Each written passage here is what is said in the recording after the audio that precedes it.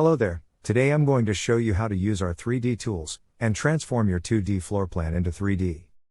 So, I assume you have imported your floor plan and scaled the plan. If you have not done this, please watch our video on this. Now, first you're going to click on the Extras tab, you will see it's next to the Help tab on your toolbar. So let's scroll down until we see the Wall Builder button. You will see the Builder tool open, now just click on the floor plan. For this example I'm starting in the top left corner of the room. Using your mouse or cursor, just start tracing the floor plan. For a venue like this one, tracing the outline would take approximately 30 seconds. You will see, you just click the mouse to move around the room. It's easy to trace around corners and edges around the room. Now this is all done, just click on Finish Wall.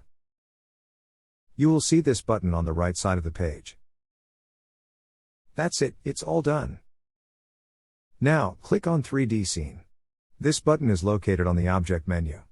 Once you click on 3D Scene, the system will now build your floor plan in 3D.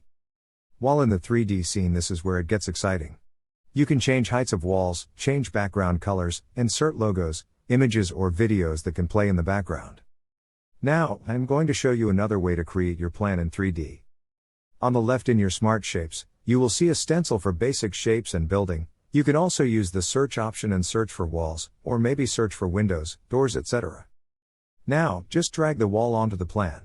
So you can build your venue from scratch in 2D and 3D. Now just as before, once you have finished, click on the 3D Scene button. Look at that, you are done. You can add your furniture and equipment onto your floor plan, and once again, click on the 3D Scene button.